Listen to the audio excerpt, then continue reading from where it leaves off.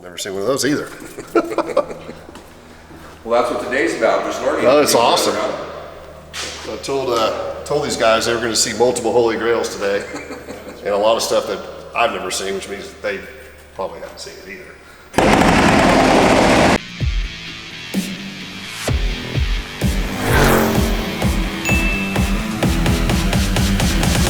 Morning, guys. Morning. What are you doing? First off, thanks for all your incredible hard work in Nevada. Especially to Kelsey Collins. What she did in the background was insane. She is worn out and she is on vacation, so she's not going with us today. So that's our one coffee walk member, one of the most important ones we're missing. What are we doing today? I don't know. What are we doing today, dude? You know it's going to be fun. We're getting in this Gen 2 Cessna Citation CJ4. Super cool CJ4. Now, how many CJ4s were built? Let's see how many of y'all know the answer to that question. I know. Do y'all know? I have no idea. Okay. We're getting in the jet. We're going to fly to Fort Morgan, Colorado. We're going to see what I think is the finest four-wheel drive collection in the world. What do you think about that? I'm so in. And then we're going to one of the most famous gun ranges with some serious guns. We can shoot some guns if you guys want to do that. You don't have to if you don't want to. Oh, we're shooting. And you know what else is happening this week, which is huge? As of today, we're at 499,000 YouTube subscribers. So thank you to you guys out there for watching, and thank you for subscribing. And if it's not at the 500,000 mark when you watch this on Friday, please subscribe if you haven't already subscribed. It's not that hard and it's free. Another big thanks to my wife, Kimberly, for letting me travel and all the time that she spent helping on Coffee Walk, and to y'all significant others as well. And guess, no trucks, no trailers today. So you know what we're gonna do? We are actually gonna go super fast and have super fun, because this thing will go 451 miles an hour. So grab your cup of joe and let's go.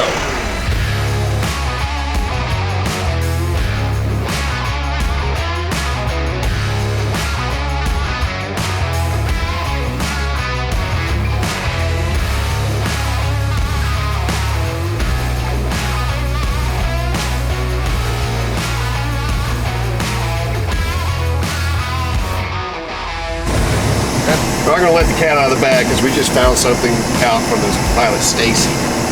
This is the first Gen 2 Cessna Citation CJ4. Serial number 1. Serial number 1. So guess how many CJ4 Jeeps were actually built? Oh, man. One. No way. Yeah, how cool is that? It's going to be a great day for Karma. Wow, what a great flight. So we got up to 477 miles an hour, not 451, but we had a 49 mile an hour headwind. So I've been talking to Stacy. We're going to try on the way home to get to 500. How was it, guys? That was awesome. It's the fastest takeoff I've ever been on. Yes. So really fun, crazy smooth. So now we're going to go, I don't know if we're going to go to the gun range first or the car collection, but here we go.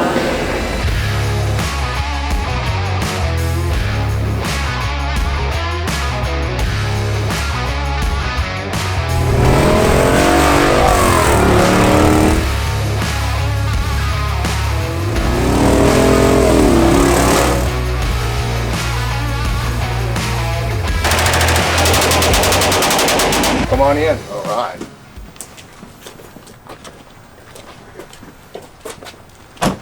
Look at that. So a 3,000 mile Super Jeep. Never seen one in person. All survivors. Right. You're welcome to look around, climb around, whatever you're gonna do. You know more about them than I do.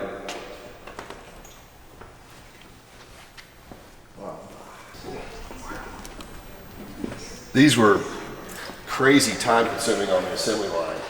As far as installing the stripe kit, and Yeah. just a little bit different bumper and different tiers and stuff. It just really kind of wore them out. But Yep. the plan was to continue these through 1976. So in 76, they actually made 11 of these. Oh, really? But it took the factory about 5 times as long to build one as it did a standard Jeep, so it pretty much blew that off. But and those 11 Jeeps, which are all serialized about the exact same time, were sent to the state fairs. So there was one that sent to the state fair of Texas, which we found and subsequently restored, but for people to order. Oh, really? It was a huge hit. The factory's like, it takes too long to do it. I see. But it had a lot of Dick CPAC items, some of the Dick CPAC items on it as well. Yep. Silver anniversary. I think we'd bought one of these, we'd bought a brown one from you, I think. It was a 77 Golden Eagle. Yeah. And it was a limited edition, California edition. Yeah. So you sold it. I found it. I didn't know you sold it. I bought it back. Oh, really? And resold it last week to another major collection. I mean, we're always trying to upgrade. That's what we're all about. If we buy something and something comes in better, I want the better one. That was that was a nice one, but this one is just a little bit better. And then started running out of space problems. I mean, anybody, you probably know that better than anybody, you just run out of space. Right. And so then you got to say, does that vehicle warrant, to be in the collection? So that's why when I had two of them, I figured I got brown and the gold. The black and the brown one. So we stuck with the black one. This is one of the most common CJ ever built. So it's super collectible. And Yep. I said I would never say that on camera, but I'm going to say it on camera. But I mean, they made a ton of these. I mean, you're talking like, I can't remember, I think like 1,000 of these. Of the anniversaries? Yeah, so it's a very, very common Jeep. Yeah. And most of them were sold out of the ads in Playboy magazine. Yep. And Black Golden Eagle's crazy rare. I see why you kept that. But I would have tried to talk you into keeping them both? well, because it's the 77, it was the only year that had the limited edition here. It was the only year that had the CE in the back. Yeah. And that was a California only Jeep. Yeah. Had still had the decals. I mean, it was a cool one. So in my 39 years of specializing in just basically CJs, that's only the second one I've ever seen. Oh, really? I didn't know it was that rare. But black Golden Eagles are extremely rare. Yeah. Because the factory did not like to do black because it shows all the flaws in the body. Oh, yeah. We have a black Bronco back there and the same thing. I mean, to see a black Bronco is just hard to come by because I can see why. They just show. It got later in production that the dealers were actually telling the customers they were taking a bigger deposit, and when it gets here and you see these flaws, you own it. Yeah. They see the original Goodyear tracker tires on it Yeah. too. Wow. Yeah, I think both of them had the original tires. Yeah. These haven't even really been detailed. So we've got a 5,000 mile 79 CJ5 that has this build decal on it, but it's a 6-cylinder. I have personally never seen that on a V8. So that generally comes off because it's paper, but that was the check mark when the guy was building the motor. Oh, really? Yeah, this was done, this was done, this was done. But I've never actually seen one of these that was that intact on a V8. That's cool. Awesome. So when they get worse, that comes off, huh? Yes, yeah, it comes off. Yeah. Or most of the time when they took this tag off over here, the radiator tag, which is not on this one, but they took that off. I see. Wow, huge options too. H-Co V8 power steering, power brakes, smog. God, that's a crazy rare Jeep. Got 279, so neither of them were actually Levi's that year. 78 was last year. Oh, really? Yeah. They got a trademark registration issue, so I see. they removed the Levi's decals and removed the actual Levi's buttons. Oh. But they'd already had a ballistic amount of material, so they continued all the Levi's material, just didn't say Levi's anymore. Wow, look at that Scout. That's pretty wild too. A orange with red guts and then a 4-speed. A guy had bought two of them, and this one set at his lake property. I've never seen one this nice. It's okay to open it? Yeah, go ahead. I think on the dash there somewhere you open the hood too, don't you? That's wild too, how the hood opens. I think it's up on the dash. Yeah, it is. In the middle. That is crazy. I like the pattern. So Zach, above the 8-track player is actual button to open the hood on the center of the dash. Really odd spot. How you hold this open. It's over there. That's right.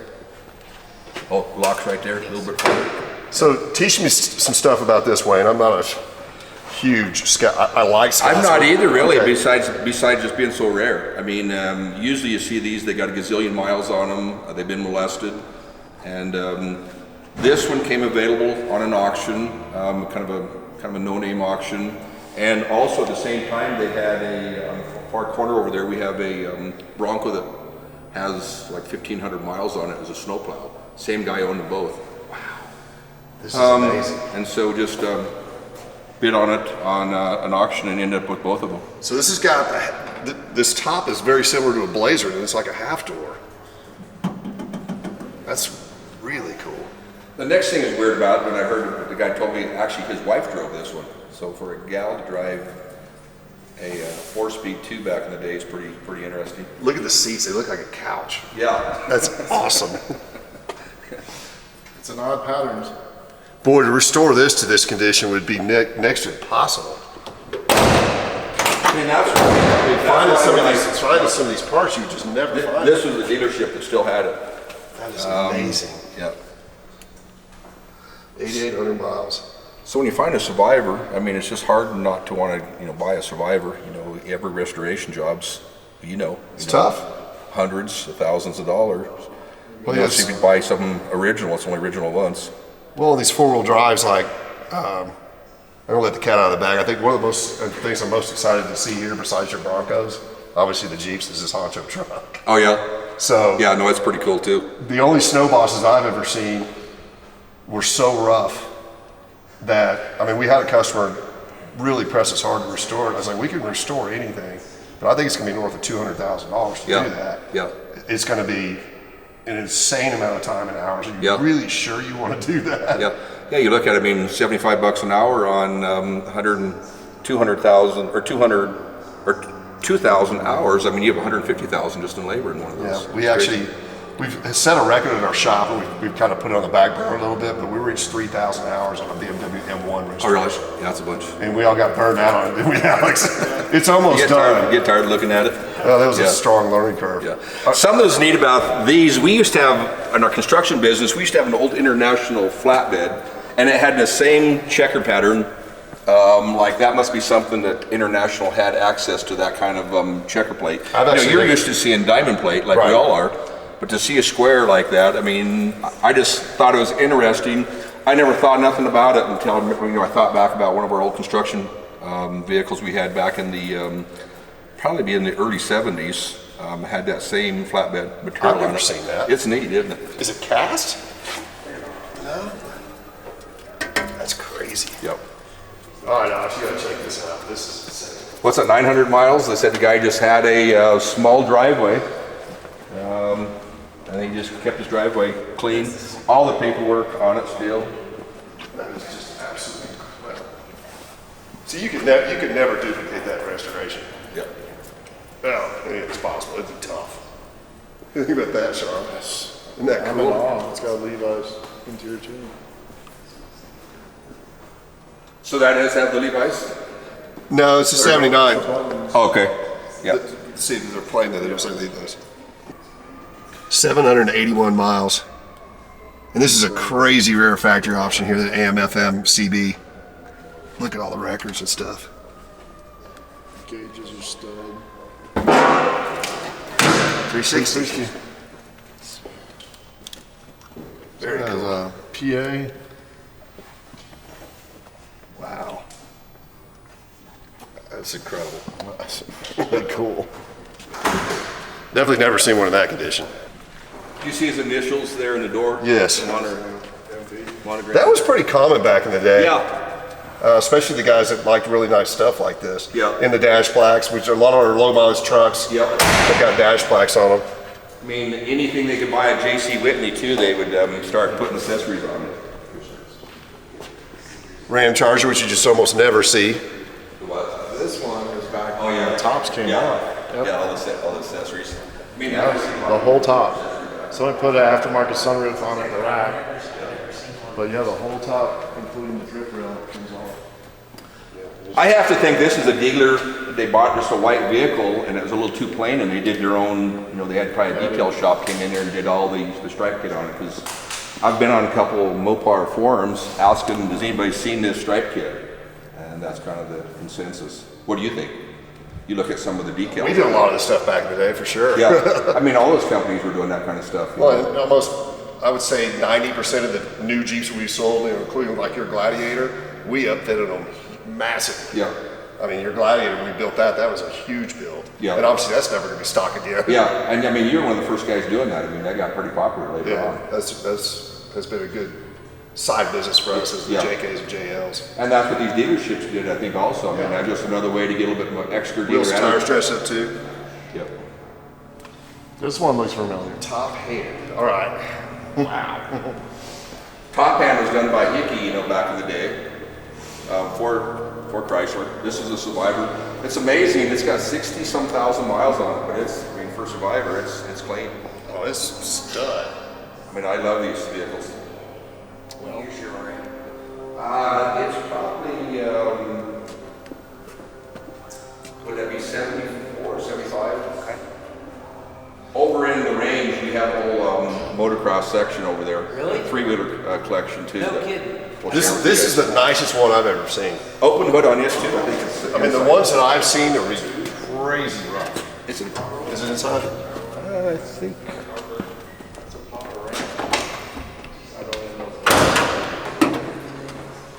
Wow, it really is clean for 60,000 miles. Power steering, power brakes, and AC. That's pretty cool, huh, Alex? Yeah. So the reason I like these so much, when I was 16, my parents bought me one of these, which when I look back, I mean, it's like an $8,500 truck, and we weren't really that well off back in the day. It's crazy they did that, but I mean, that's what I had, one like this, but mine was two-tone gold. Love it. And so when I found this Survivor, being a macho, you know, I couldn't pass it up. We bought a yellow with white D150. I just seen Recently. I just seen your coffee walk on that. Nice That's truck. one of your latest videos. Yeah, and I hadn't seen one before. Yeah, they're pretty cool. Yeah, we just found that and bought that, got it back in the shop. We haven't done anything with it yet. But Yeah. Supposedly a story on these, Shelby was going to make 50 of these, and then that's back when he had his heart attack, and so he only got 13 of them made. I think on the dash it tells you how many this is maybe number 13. I've never seen one. I've only seen one But of these. they're pretty cool. And this one, the guy bought it, it's only got 8,000 miles on it. Here is the brochure right here. Show that to the end. I've seen the brochures, but I've never actually seen one of these in person. Look at that. Wow. Dang. There you go. That's so cool. Western ones are neat, aren't they? That's big time back then. You wait till we get around to the other side and he starts talking about the stroke stuff. That's really special. But these are crazy rare. Yeah. Unbelievable. No, that's cool. I mean, we're working really hard trying to find a really nice original Rod Hall race truck. We just haven't been able to find one that's good enough yet. And then Well, there you go. You know where Rod Hall Race Truck is. Send the lead to socialcbjeep.com and maybe we can Now, we'd love to have one sitting in here. wind it up for Mr. Schmeckley, correct? Schmeckley. Yep. Schmeckley. Yep. Close. Sorry, Schmeckley. I was afraid to even say it. It's tough. I looked it up on the internet, but there was 4 different ways to pronounce it. Schmeckley. Okay. This is a neat truck. This is a 71. Actually, it was in the orchard in California. The guy originally used it. He had 2 of them, and then he fixed them up. So when I seen it, he did such a nice job on it. I thought it was pretty cool. 383 4-barrel in a truck. Yeah. That's a Open the serious door is barrel. pretty neat. You know, my sons are in their 30s, and they said they've never seen anything like that, where you have a step getting into a vehicle. They said, why aren't pickups made like that nowadays, where you have a step Be smart, huh? getting up into it? I mean, they're pretty smart back then. That's really cool. That's crazy color. That's wild. Yep. The colors of these trucks are all just fantastic. Yep. So this is that 3,000 mile 69 Survivor factory snowplow on it. I mean, just the paperwork on that was just unbelievable. What's the lowest mileage Survivor early Bronco? Is there one lower than that? I don't know that. The lowest ones I've seen in person, I've seen one with 11, I've seen one with 13. Oh, really? But I haven't seen any with sub 10,000. Yeah. Wow. 3,000 miles. It's half. Amazing. That is freaking cool, bro. But yeah, the paperwork is on this one's unbelievable, and he had all kinds of stuff, you know, extra little parts in case he's going to bump into a, you know, something. Isn't it crazy they put the VIN tag on the glove box door? Yeah, yeah. Yeah, how easy was that to change out? Pretty easy to swap, that's for sure. Yeah. That's really No, this really one's cool. obvious. Everybody gets a kick out of it. Same dealership, you know, see that? Okay, has that's the right. That other one over there, the Scout. Some of the best low mileage finds that we've had, the guy had 2 or 3 things. Yeah, and that's why he didn't drive them so much, probably. Yeah. Well, that, they just were very particular owners. Yeah. The one next door is a wild story. You know, we build food processing plants, beef plants. We were building one in Amarillo, and this one was sitting on the lot in Amarillo about 10 years ago. A guy traded it in. He was just a gentleman farmer. He traded it in on a new pickup. I mean, that's really before the Broncos really took off. So I pulled up there and went looking at it and just talked to the salesman and said, "What's the story?" He said, "Oh, we just traded this one in." So it's got what, 19,000? What's it say on the dash? 11,000. 11,000 original miles. How long have you had this one? Probably over 10 years. Wow. Yeah. But I mean, back then you could still find them on the lot. You know, now you're not going to find it. And I think at the time, it was like in the teens when we bought it. And you put one in The front guy of it, was right? happy. The dealer was happy. I was happy. The guy that traded in was happy. I mean, it was a win-win. But to see the original spare, I mean, this one's just so great. It has all the tags, you know, okay to ship everywhere, like on the paint tags. I mean, That's amazing. it's just, This is always gone. yeah. Yeah, that's probably one of the best paint okay stickers I've seen. I shouldn't even have touched it, but I did. That's amazing. So we've always seen the OK on the valve cover, but I've never seen. They got crazy with them sometimes. The guy just put them everywhere. Hey, like the power steering cooler. Yeah. Wow. That's always missing. The jack hasn't The been bag. opened up, still in the bag. We've had numerous guys come over by and taking pictures that are doing a restoration job. I mean, when you have one this original, That's it's amazing. pretty cool to just help you figure out how to do it. Broncos started out, you know, in '66, and so then right away they had to figure out a way to kind of promote them. And so then Holman Moody took a stock Bronco and started putting accessories on it. And so this is what the original, this is called the Hunter Bronco. Colin Comer had this one. But Holman Moody didn't really want to get into the business of doing all the upfits, and so then that's when Strop came in. So Strop did it from 71 to 75, and they did about 100 a year. Now, is it correct that you could order those through any Ford store? Yeah, and so what you had is, this was their catalog, and in the centerfold of the catalog was this chassis right here. Okay. And so everything in white is what you could order from Strop. And so that sits right there. If you want to just buy the parts, you got them for $1,295. If you want to have them install it was $1,466. So every dealership had the option to just order whatever they wanted. And so you just went through the catalog here and figured out what rims you wanted. Automatically they put the 4 shocks on them. And that's kind of how that all played out. Were some of these built at the dealerships? You could buy parts only through this, and Right. the dealerships could do it. Okay. But you look at that cost difference right there. I mean, why wouldn't you have them just do it all? Oh, great. So that's what's pretty cool about it. So they did it. We have a 71. That's a Survivor. That's one, as known as one of the nicer ones around. And then we have a 71 that's been restored in 72, 73, 74, 75. Then the last year in 75, they also did the Denver Bronco.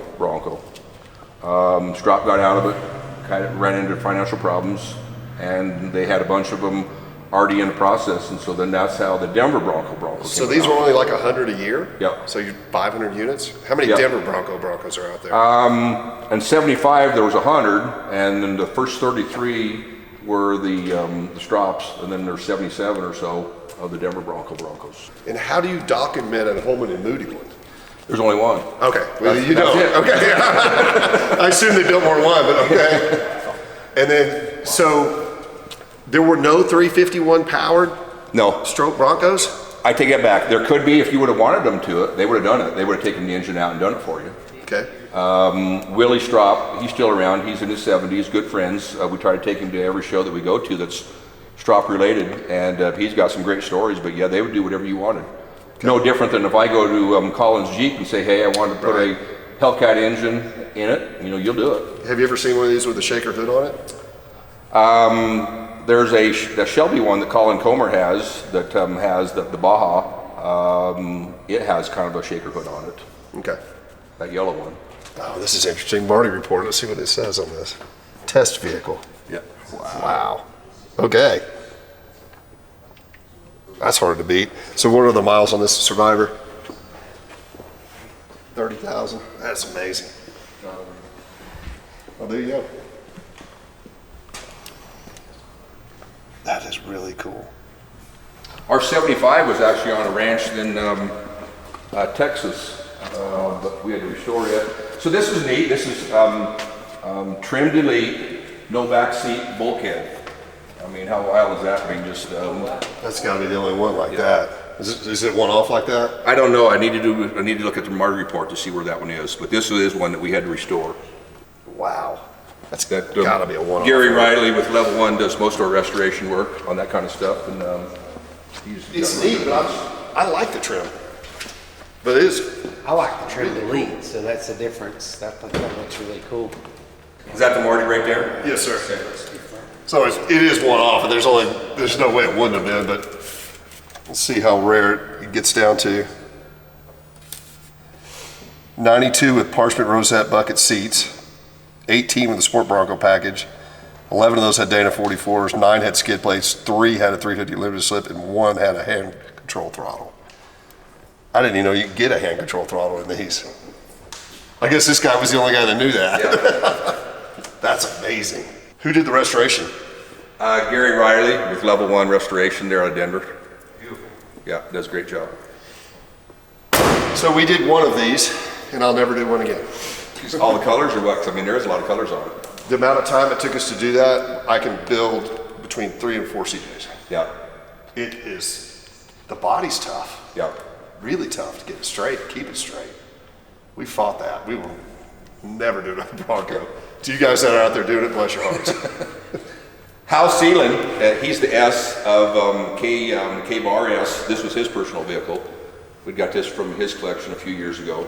So this is the 72. He actually did restoration on it. He's still around. He'd be in his late 70s. So that's kind of neat. When did you buy your first one?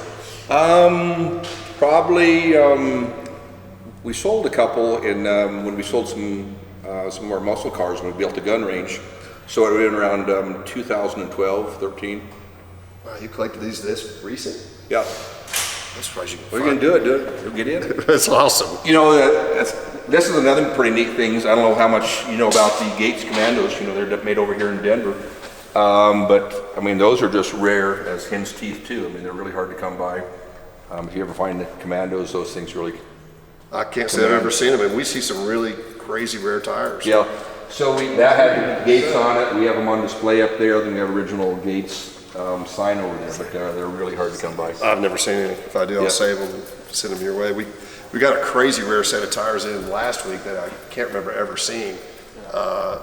Goodyear double eagles. Oh, really? And they've got 2 white walls and 2 eagles flying on the tire. What's the tread? Is it more of aggressive or is it more? No, it's more like all terrain. Well, it's car. Car tread. Oh. Yeah, it's going to go on a 67 Shelby that we're building. That's cool. Just vintage tires like that. I like this. So this is then the Denver Bronco. It is a Survivor too, which is pretty wild. I don't know how many Survivors are actually out there. So what's the main difference on the Denver Bronco? So it doesn't really have any upfit. I mean, they didn't do the 2 shocks in all 4 corners like They didn't, often did. no skid plate. No, none of that. You know, they didn't paint the hood.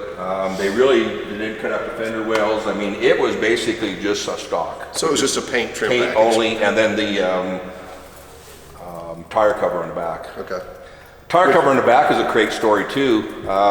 Right there in Fort Morgan where I'm from, a guy, his uncle had bought one of these new. He took the tire cover off day 1 because he's afraid somebody's going to swipe it. Because you look at it, it's got the Denver Bronco logo on it.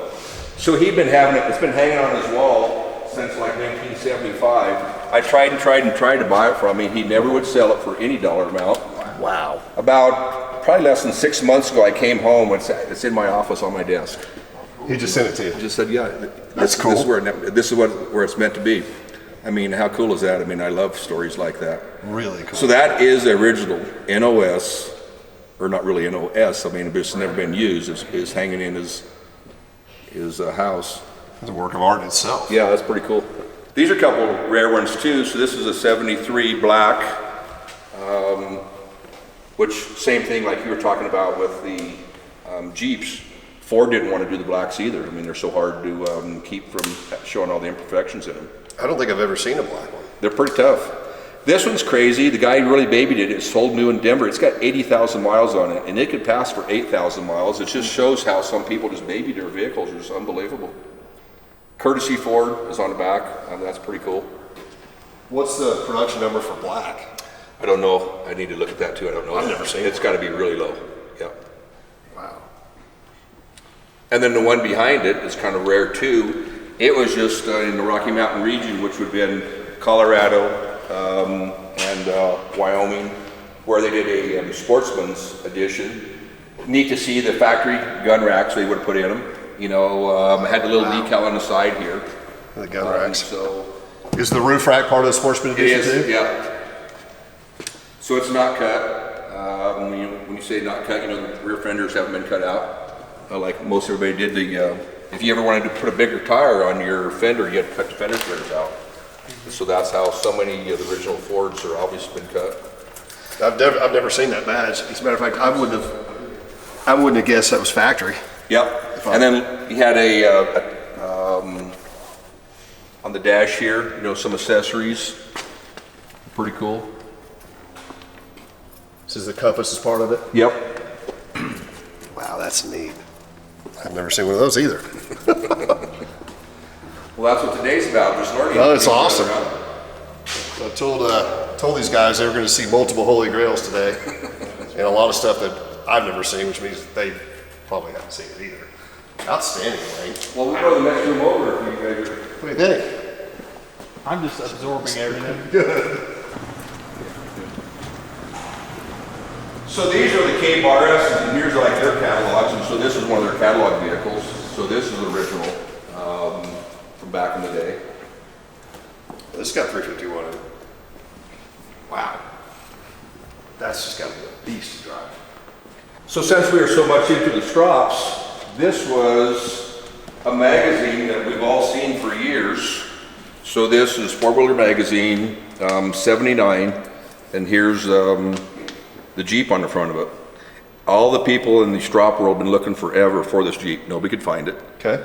So I call John Hollabaugh, say, John, you know, I took a picture of this with my phone, took a picture of this. I said, John, I'm looking for this Jeep. I figured maybe you'd give him a year, hopefully he'd find it. He called back in 3 hours. He found it. He told me he knew where this was. I didn't know y'all were looking for it. Yeah, that's awesome. Yeah. Wow. So we got it completely restored, took it to some shows. Last year we took this down to the Nora 1000. They had a big strop get together. So we took the truck, trailer, this, and then a couple other Bajas down to Mexico for the start, and that's kind of the backdrop. So that was pretty wild, you know, landing in at the military base there in Mexico. Wow, this must have been crazy. So here's the original picture. You know, here's and that's a little bit different picture that was on a magazine because there's a secretary there. But this was signed by them. Are those Hinkle wheels or what are those? Those are actually the Desert Eagles. I mean, are the Desert Dogs. So you go back and you look at any of the old magazines. Feel the gussets in the back of that. Feel how thick they are. That's incredible. Oh wow. Those wheels are really Holy rare. smokes. No This way. This one was restored by Superior Quality Restorations there out of Rochester, Minnesota. One neat story on this one, we're restoring this thing and there's this air chuck up here and we can't figure out, what did he put, air in the tubes? In the tube? We couldn't figure out what it is, and so we get a hold of Willie Strop and he said, well, let me think about that a minute. He calls back and he said, well, that's where we just put, when you pull this off and you'd want to suck out of your water jug, you didn't want that laying on the ground, so you just stuck it back up out of there. Cool. That was get a drink of water. So that just kept it up on there, so that's the original Camelback That's pretty clever. system there, yeah. Wow. You know what's so neat about this restoration? So this whole build was documented in 4 different issues. So here's showing it. So in 4 different issues, it's documented, and so when you get ready to do a restoration, I mean, how cool is that? Is you have all that information right at your fingertips. Incredible. In 4 different magazines. Wow. So that made it pretty slick too. That's great that you saved that piece of history. That's Yep. awesome. This is insane. 67. This shows it back in the day.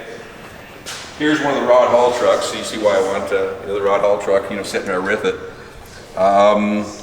So they would take this down to Mexico. They'd even take it back to Detroit whenever they were working with Ford, and then they'd take it down to Mexico. They would just take it all over. Yeah, just go down there and run the Baja. Yep. And test all their stuff. Cool story, when we were down there, I had a Spanish guy come up to me with his grandson. His grandson's translating with me, and he told me Strop talked him into relocating the truck and trailer in the middle of the night from one spot to another spot while they're working on a car. So he knew the route. He knew how to get to the next race check-in point, so he drove it at the middle of the night. Wow. So that was pretty cool that him, he's an older gentleman, he tells me that story. Oh, cool. Was this restored when you got it? Or No, it was, Willie still had it. It'd been sitting just on the bay out there in California, so it got a little bit rusty just from all the salt water. So we bought a fire truck and a couple of the farm trucks to do getting the right parts and pieces off of it. Wow. How many years did it take to do this? It's over a year project. Yeah. What's neat though, this corrugation, this trailer was actually made in Denver originally, called Tempe. Tempe does grain trailers, and so this corrugation, they still had that sheet metal. So we put new metal on it. Is this painted or powder coated or wrapped? A little bit of both. Okay.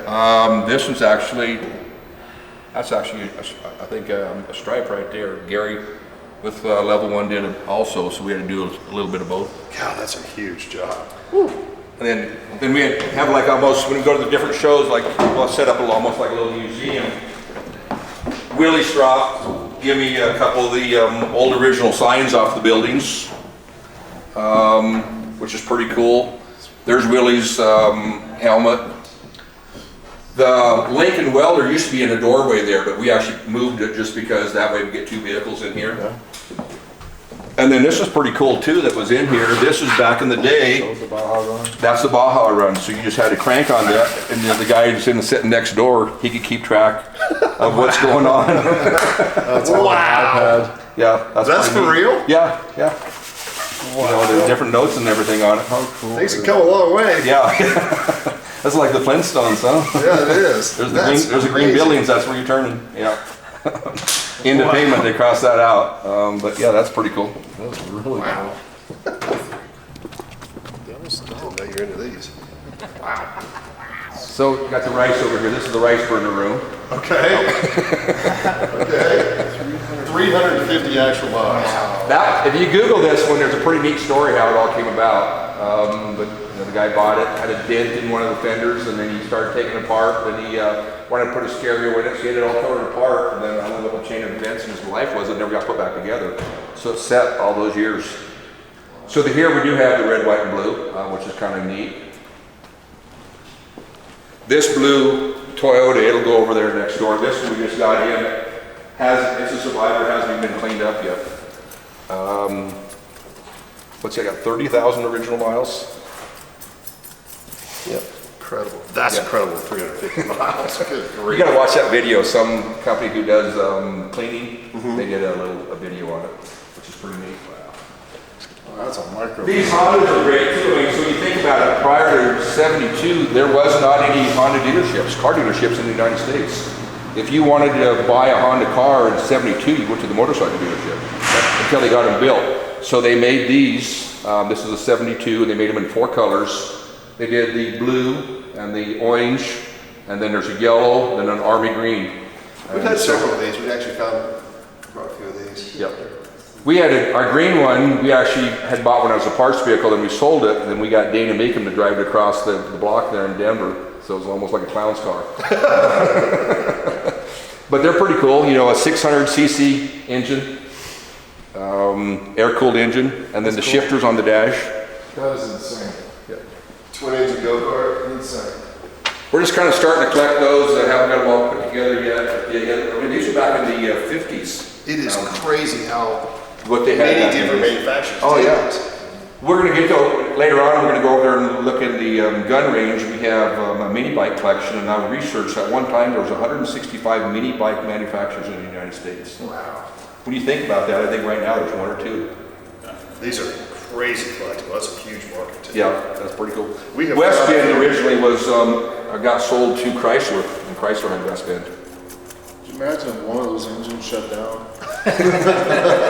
It's pretty crude. Yeah, A lot of people got hurt. A little bit out of control. I think a little bit tougher than, Yeah, we A were lot of on people got to hurt. yeah. That's really neat. Yeah, but that would do. That's VIN number 000001. That's the very first car. Flintstone. Very cool. Yeah. Original serial number 1. Wow.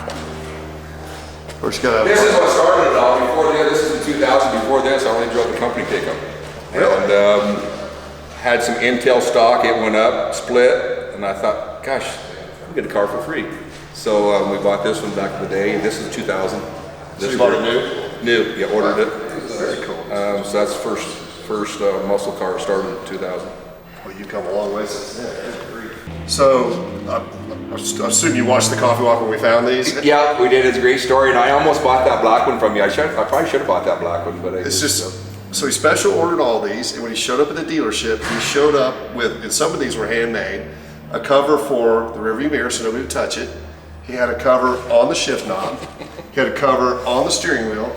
All the pedals were covered, and before he even got in it and sat in it to take it home, he put seat covers on it and extra formats in every single one of his trucks. What was his story? What did he do? I mean, what was? I don't know what he did for a living, but I mean, all his cars are like that. It's crazy. I mean, like you look at the pedals. Well, of course, it's a 6,000 mile truck, so it should be perfect. But the pedals had never been touched. Yeah, it's crazy. He even had a knob on top of the transfer case, a cover on top of the transfer case knob. Yeah. So as we started taking all this off, none of that stuff had ever been touched. Yeah. So Crazy. it's a 6,000 mile truck, but most of the stuff is basically a no mile. Yeah. And the fact that it was a 400, I love that That's 400 neat too. motor. Yeah. There you go, Alex. It's a dream world for you and Zach. No way. Usually you come in from the other way, so we tried to make this look like a vintage motorcycle shop. Love it. So three-wheelers, one of our buddies, John McDonald, out of Maine. He's a game warden, just getting ready to retire, and he finds most of this stuff for us. Okay. He's always on the look for it. Wow. Really good with social media. This is how I broke my shoulder. One exactly like that. Was it one of the white ones? Because they had the three different styles, the Odysseys. I really like the mini bikes. I appreciate them, but I'm really shocked with the market stuff. Oh yeah, that's I mean, crazy. the mini bikes are bringing more than Yeah. the big CC bikes. I mean, everybody today was trying to come up with their own little niche. You know, like that's just wild. You know, all the different things you come up with. I have never seen that. I'm pretty mechanically inclined because my dad always used to buy the cheapest Briggs and Strattons that you could buy at the local hardware store. So that's really what happened to the mini market is That's nuts. Honda came along, you know, and they just were so reliable. The Hondas are great. Yeah, I mean, like right here, this is pretty neat. This is 50 years apart, 67 to 2017. These are just sold in Japan only. So that's 50 years difference right there. That is incredible. Yeah. Those go for crazy money too. These are kind of back when they used to do better marketing. You would actually have to go, the kid would get their parents to go into the dealership to sign up for a raffle, and it was called the Christmas Special. That was in '87. So that's how you get your parents to go in there and they kind of get you interested. I mean, they did the same thing in the car dealerships back in the days too. What's the most valuable one? These probably would be, I mean, those are going to be in the 20s. Wow. Did you import these as well? No, we found these Found them here? different times, yeah, different collectors, yeah. Honda was always one of the best, but they also had the Yamahas and the Kawasaki's. And so, you know, Big Red, you know, this is NOS Big Red. Really? Had the, So that NOS. right here, so Mackworth Vintage RV out of Maine, John McDonald. I have a CBX with 9/10 of a mile. Oh, really? The problem is it's about to roll over because it gets pushed around. Yeah. You gotta push it backwards. That's right. that's what he told me. I've never seen an NOS 3-wheeler. That's amazing. That tri-motor behind Zach is a weird looking one. It is, yeah. It is a little bit different one. That would have been more of a utility vehicle. We kind of started out with just all the alphas, you know, wanted all the best ones, and the real aggressive ones, and then, you know, you kind of get started. Nice, really. So these were like the original Hondas, that's 74, 75, 76, and then the next one was actually my brother's bike. That's my brother's name. He lost him a few years ago in a plane accident. That was his bike, and then that was my bike. So that's the two bikes we raced in the 70s. So Wow, you kept them that long? Yeah. That's awesome. His famous saying, he'd come in here and he'd see this, and he said, yeah, he said, the older I get, the faster I was. So I love that one. This is my dad's bike. And then all the Kawasaki little bikes. All the little Kawasaki bikes. This is 69, 70. So 69, they were two-stroke, but they kept burning them up. 70, they went to a four-stroke. Then all the different years they made them. So that's kind of a fun collection to put together. Wow, that's really cool. Yeah, Right, so that's that's, we got two NOS ones. I both got one NOS. on display, and then one's going to be at the in the box. I'm trying to pick that thing up. I mean, they're not that light. So, are they both Go Devils? Yeah, both Go Devils. Yeah. Snow And Runner. then the Snow Runner. can't even imagine riding that. A new one, yeah, a new one in the box up there. So couldn't turn that one down. I've never seen that road car. Yeah, that's all of them right there. I mean, all the automatic ones. So they're pretty cool. It looks like a Webco wheel. I wonder if that's what that is. That was a magnesium wheel. Yeah, that's pretty cool. I think that was an accessory. I don't Yeah, I even know. think that's what a yeah. Webco magnesium wheel. Yeah. You say that there's 165 different mini bike manufacturers? Yeah, that's what I've documented so far. I got them all on the list. Yep. Wow.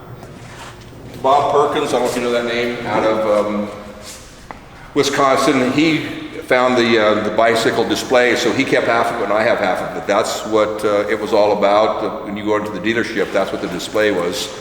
Then they had all the accessories, which is neat, and all that marketing information I have. They talk about you would make X amount of dollars on the bike, but you really made all your money on the accessories. Sure. And then just accessories they had back in the day, like, you know, a transistor. I mean, this is your original transistor radio. You know, you'd have on your vehicle. You had a little holder. You get a bicycle. I haven't thought about rack. I haven't thought about these in a long time. That's a lemon peel, right? Yep. Orange Crush. Orange crate. Orange crate. These are all the crates, and so these right here are the ones that you shift. Back there, and these are what's called the coasters, and so this is one set right here of the coasters that you didn't have any gears, and on the back are all the ones that you could shift. The lemon peel was a real popular color. The gray ghost, I think that's one of the rare colors. They are all real rare. Yeah. Then you had apple crate, is that right? Yep. And so yes, that'll be the orange crate, the gray ghost, and the pea picker, and then the red one was the apple crate over there. And this is a 73, and see the color was just a little bit different on them too. All of these are all, none of these have been restored. These are all original or NOS. What I love about some of this old stuff is like all these old little tractors. You go to move this thing around, everywhere you pick that thing up, it's got raw edges of steel. I mean, back in the days, the kids were tough because all this stuff is just raw steel. You know, you'd get your little sister in the back of the wagon and go down the hill and throw her off, and she'd have to. It's amazing how they all survived. Yeah. With The steering wheel on them. That looks like a really bad idea. You had to be a tough kid to do that. Wow. I remember back in the day, the one they had was either a monoshock or Webcos. Monoshock or Mono Goose? There was a Mongoose. Yeah. But there was a bike that actually had a monoshock. Oh, I see. That was a motocross bike. That's cool. But I think that clutch is good. That stuff's These good. Murrays are really popular too. They did a really good job. I mean, they were really a high-end bike. That right up there was an Esco bike. You'd take your kids into the gas station and they'd sign up for the raffle. That was one of the raffle bikes right there. That's all the parts and pieces that came with the raffle bike. That was a new in the box. Renegade. Love that. Yeah. $56.90? Yeah. That's crazy expensive. They must have never sold one. And this one's NOS. I've never seen that model. I can remember rolling these things in your hand. Yeah. Remember how hard they are? The shifter? Yeah. I mean, or The lock. I Yeah. can remember doing that. Yeah. So this is kind of a neat story too. I mean, back in the days, these started hurting people. You'd fall off, and that wasn't too good on you. So then they had to go to different shifters up here. Supposedly, the story is that was one of Ralph Nader's first claimed fames. He's always a big worried about safety, but he got that changed. And then you look at some of these shifters, they actually just bent them over, like that one over, that yellow one. Instead of being straight up, it's bent over. Maybe that was supposed to help from damage. That's really cool. But yeah, that was kind of neat. Are you ready to eat? Yes. Okay. Here is the vault room. This actually has 262 vaults that members can rent, and So you don't have to take your gun home with you. Yeah. Or if you're going to come over here and shoot your lunchtime. in-house storage for the members. How cool is this? That's awesome.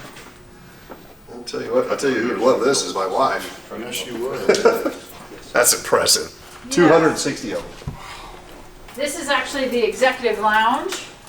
So this is where we host events, private parties, bachelor parties, birthday parties, baby reveals, you name it, we've done it. Yeah, it's a good space to entertain. That's awesome. Nice man cave. What are you talking about? It is a nice man cave. So this is the 50-yard archery area? Yeah. That's really cool. Looks like a long ways. So in this room we've got Kimber rifles, correct? Yep. So every model, starting from there to there, when it's collected, and every single one of these is Serial number 1. really. Yep. That is a collection that will never be duplicated. Check this out.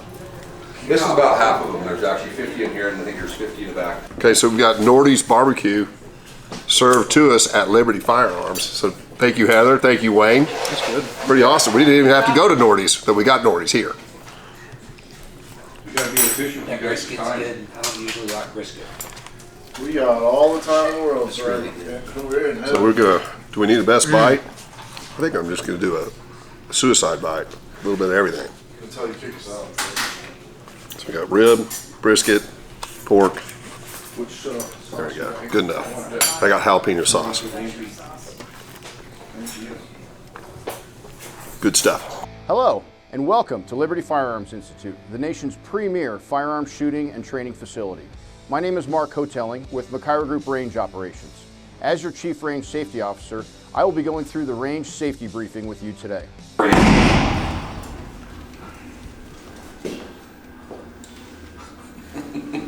And so you can see that we actually have people shooting. We've got an RSO or range safety officer on the range, but we'll be going to the 50, but you can see essentially how much brass gets collected. So we've had a good crowd today on the range, which is nice. But we'll head down, we'll get you guys ears and eyes and head down to the 50. Oh, awesome. We can head on down. So what would you like to do first? A Gatling gun full of autos? Yes. The bigger the better. Sure. Yeah. Yes, yes, and yes. It's okay with you, Zach? Absolutely. All right. There's 52 lanes downstairs. There's 10 on the 100, which is on the left. That's why the building is so long. And then you have the 50-yard range, which is where we're going. So we're underground right now. We are below grade, yes, sir. Wow.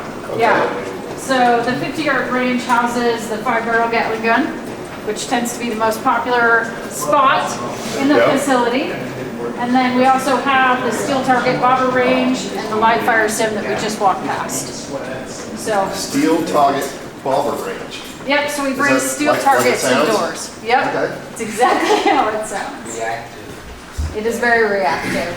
You can open it. That sounds cool to me. Reactive range school I gotta see that. James, it's a bobber range. with a reactive target, sir. Dueling trees, silhouettes, Ceiling trees are That is awesome. They bobbers. spit at you? The last time I shot a gun was about 3 years ago. Come on in.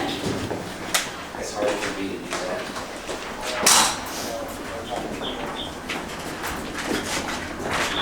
So as you can see, this is actually the 50-yard range. There's 16 lanes, but the Gatling gun actually sits in lane number 1 permanently. But that's actually a rubber berm in the back that catches all the projectiles. Okay. which is pretty cool. But we'll do all the full autos on this range and the Gatling gun. Yep. So will I be able to wear these while I shoot? You can if you really want to. Well, they're prescriptions, Otherwise, so I can't see that far. Okay. Well, then we'll work with that. We'll work with Either that or you got to pull the target up to about 20 yards. That's fair. So this is Fred Schmeckley. This is Will's brother. Dennis, thanks for having us. sir. Yeah. Yeah. Awesome so Love your far. work. Appreciate it. Thank you. Thanks for letting us be here. It's an honor. Really cool. Right, guys? Oh, sure. All right, what are we doing And then now? here's your resident Gatling gun. So if you wanted to get a shot of that before you guys get started, just don't go in front of it. But it's pretty cool. You can see the patents on the top, your sounds serial like that. numbers on the right. First patent date was November 4th, 1862. Wow. And we get to shoot the that. serial numbers over there. And then you can actually open this bad boy up and actually see the insides of it. Gosh, it's just beautiful condition. That's crazy. I don't know, man. I got to start with this, Zach. I know you're supposed to start with like a pistol, then a rifle, then a fully auto. I'm gonna start with that. All right, Wayne, I really don't know much about guns, but I do listen. So this is a 45-70. And this is what they killed the buffalo with, right? Yep. The only reason I know that is he told me that a few minutes ago. I'm ready. You're gonna want some ear protection. Okay, Oh, big time. let me get some. Range marks are 50-50 is hot.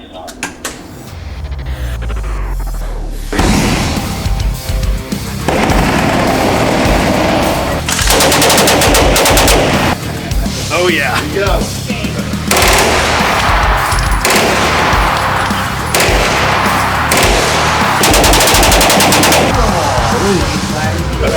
How was that, Sean?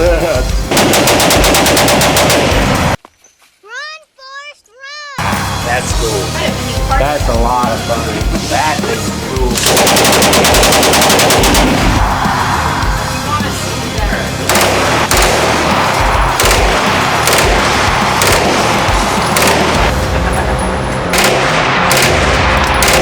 Awesome.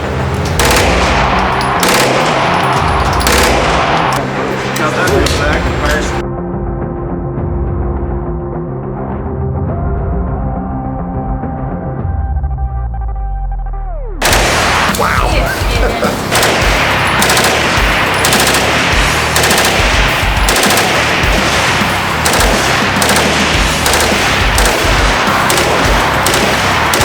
Dennis is not very good with guns. Didn't want to go full? No. Okay, not at all. You didn't want to go full? That's fun, man.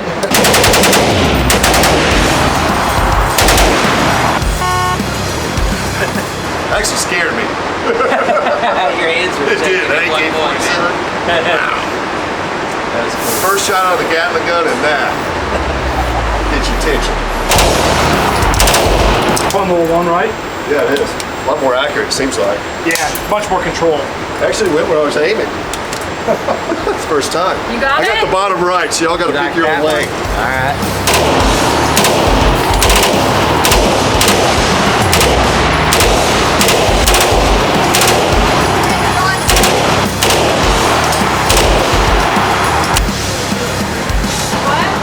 All pretty good. So that's Dennis, James, Alex, me. where's Zach? Shot you, Zach? Oh my god. 50 caliber hand.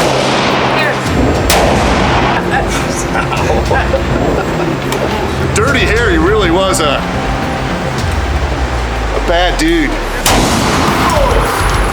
Find out. I love it. Nice shot, Sean B.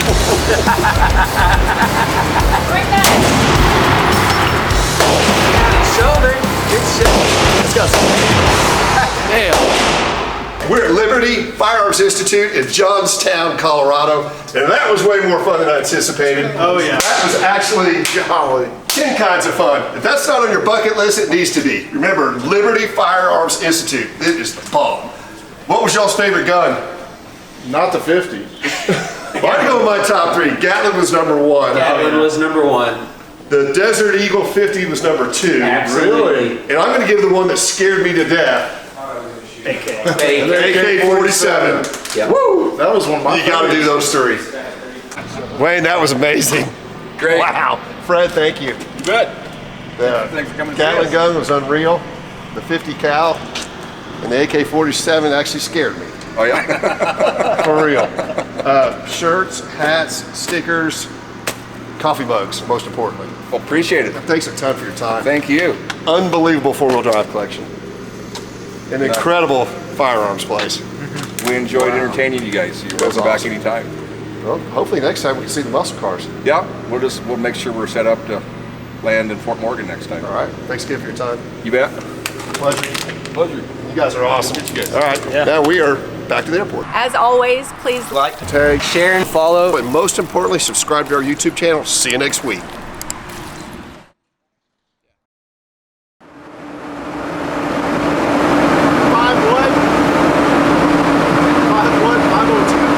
So our goal today was to reach 500,000 subscribers and go 500 miles an hour.